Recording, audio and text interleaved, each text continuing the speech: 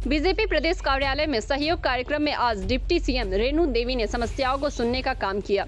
वहीं उन्होंने बाढ़ पीड़ितों को लेकर कहा कि सरकार की तरफ से समुदाय की चैन इंडिया रेप विक्टिम STRASPN के साथ साथ ड्राई राशन भी लोगों तक पहुंचाया जा रहा है। यही नहीं, उन्होंने यह भी कहा कि सरकार हर संभव प्रयास कर रही है बाढ़ से लोगों को बचाया जाए। नेपाल से बिहार ज्यादा प्रभावित हो रहा है क्योंकि नेपाल के पानी के कारण बिहार के निचले हिस्सों में काफी नुकसान हो रहा है। वहीं जनसंख्या नियंत्रण को लेकर भी उन्होंने कहा कि यह सिर्फ नेतृत्व की बात है, समय आने पर सब कुछ हो जाएगा। आरक्षण की बात को लेकर उन्होंने कहा कि सरकार हमेशा से संवेदनशील रही है। पिछड़ों, अति पिछड़ों, दलितों को लेकर तो कहीं न कहीं इससे लाभ मिलेगा। वहीं नेता प्रतिपक्ष तेजस्वी यादव पर भी उन्होंने कहा कि उनको सिर्फ राघोपुर के ही विकास दिखाई देती है। पहले से ही तैयार है और आपदा विभाग अपना काम बढ़िया से ही निभा रहा है। अभी तक अगर आप जानना चाहेंगे पूरे बिहार में कि हमारी स्थिति क्या है, तो मैं आपको बता देती हूँ डिटेल कि हमारी प्रभावित ज़िलों की संख्या 15 है। हम 15 ज़िले में बाढ़ प्रभावित है। हमारी प्रखंडों की संख्या 82 है और हमारे पंचायतों की संख्या 484 है और प्रभावित गांवों की संख्या अगर कहिएगा तो 1299 है। उसके अलावा अगर प्रभावित जनसंख्या की आप चिंता करेंगे तो 1,34,063 लोग हैं, 16.91 इतने हमारे बाढ़ पीड़ित में अभी लोग हैं। और हमारा अभी जो राहत शिविर अभी चल रहा है उस राहत शिविर की संख्या है 36। राहत शिविर में जो आवासित बाढ़ पीड़ितों की संख्या जो रह रहे हैं उनका 7,608 लोग अभी रह रहे हैं। और आज हमारे यहाँ जो सामुदायिक किचन चल रहा है, जिसकी रसोई हम कहें कि सामुदायिक किचन की रसोई, जहाँ भी बाढ़ है हमारे कोई लोग एक भूखे ना रहे, उसके लिए जो हमारी चिंता है उसमें 178 जगह हमारी सामुदायिक किचन चल रहा है और किचन से लोग भोजन कर रहे हैं। 93,749 लोग हमारा एक समय में पूरा भोजन चल रहा है। तो इस तरह से हम लोगों ने सुबह शाम मिला के अगर आप देखेंगे तो हमारी अच्छी खासी संख्या अभी उसमें भोजन में है। और नावों की संख्या अगर हम देखेंगे तो नाव हमारा 1726 चल रहा है। अगर अभी तक जो कैजुअलिटी हुआ है मात्र 5 ही कैजुअलिटी हुआ है अभी तक, जो 16 हमारे जो प्रभावित क्षेत्र हैं। उसके अलावा हमारे बाढ़ के लिए जो NDRF होती है उसकी 8 टीम और SDRF के 9 टीम हमारे राहत बचाव केंद्र प्रतिनियुक्ति किया गया है।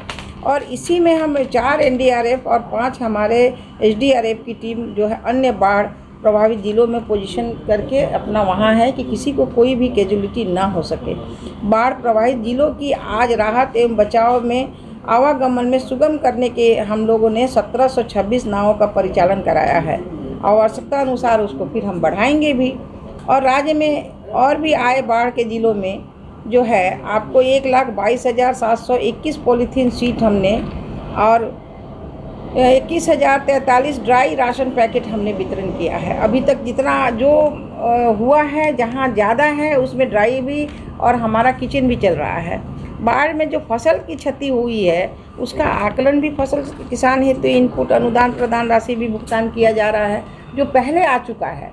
उसमें हम भुगतान राशि जो कि पिछले महीना आप देखे होंगे कि बिफोर बाढ़ आ गया था, उनका जो रिपोर्ट आ गया उनको इनपुट भी हम दे रहे हैं। और जो अभी डूबा है उसका फिर हम आकलन कर रहे हैं, फिर उसको इनपुट देंगे।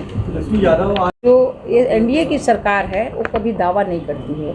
NDA की सरकार काम में विश्वास करती है और काम के विश्वास के कारण ही हम आज यहाँ बने हुए हैं। और कहीं भी किसी भी तरह की कोई सूचना आपको नहीं मिल रही है। सब लोग कहते हैं कि हम व्यवस्था है।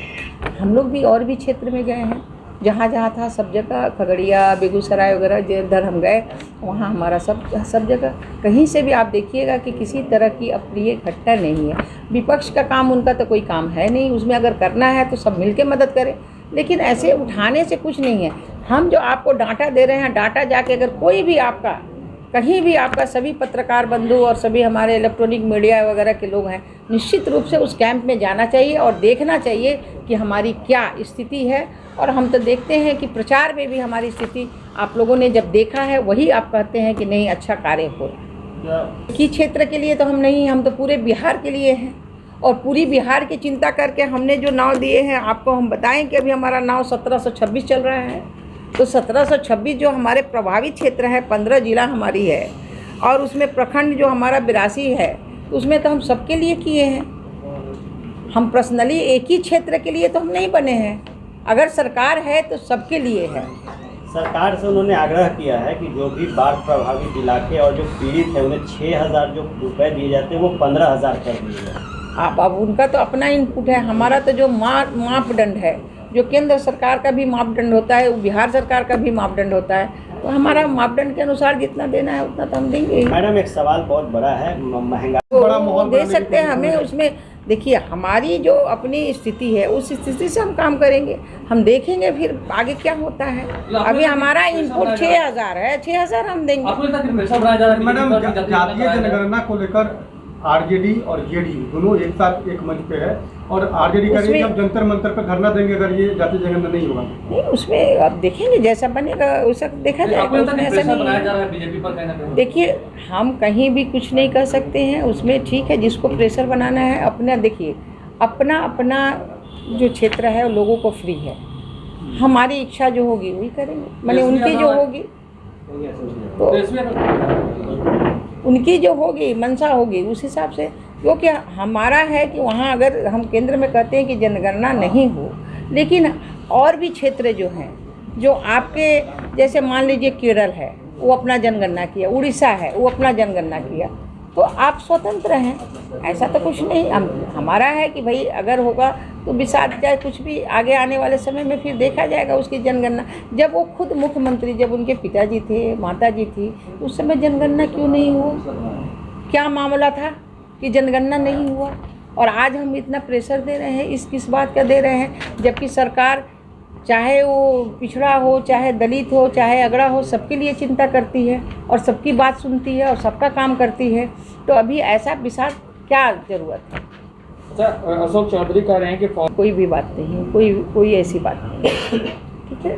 कोई भी पता होगा किसी का घर क्षतिग्रस्त हो जाता है या घर विलीन हो जाता है, उनको 91,000 रुपया हम घर बनाने के लिए देते हैं। और जो छोटा छोटा अगर उसमें डैमेज होता है तो उनके छोटे अमाउंट से उनको पेमेंट हम करते हैं। तो इसलिए हमें तो हर चीज़ को देखना है। हमारा जो 91,000 रुपया हम घर बनाने के लिए देते हैं पूरे विलीन हो गए, और जो विलीन हो जाते हैं उनको हम ज़मीन खरीद के उसको देते हैं, उसको हम बसाते हैं इंदिरा आवास के तहत, या हम ये इंदिरा आवास कह रहे हैं प्रधानमंत्री आवास योजना के तहत, मुख्यमंत्री योजना आवास योजना के तहत। तो हम तो उसको यहाँ तक वहाँ से उठा के और सब चीज़ करते हुए हम बसाते भी हैं। बहुत ऐसे आपके गांव हैं जिसको हम लोगों ने बसाया है, क्वेश्चन के माध्यम से आता है, उसमें भी हम लोगों ने ज़मीन खरीद के बसाया है। ये जातीय जनगणना को लेकर ऐसी ही खबरों के लिए करें से 24 लाइव को सब्सक्राइब, साथ ही साथ दिए गए बेल आइकन को भी दबाएं। Thank you.